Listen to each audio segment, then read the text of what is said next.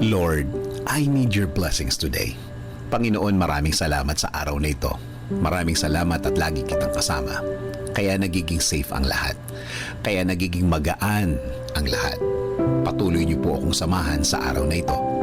Panginoon, kailangan ko po ng inyong biyaya ngayon. Kailangan ko po ng blessings niyo sa araw na ito.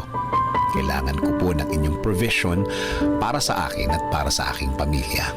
Para sa malaking tulong niyo sa akin, Lord. Sa mga nagdaang mga araw, Lord, naging mabigat ang aking mga araw. Naging lito at di ko na naman alam ang aking gagawin, Lord. Pero alam ko, magiging okay na naman ang lahat.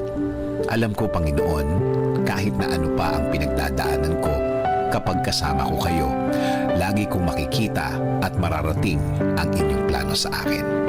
Ang mga gusto niyong gawin sa aking buhay na makakabuti sa akin.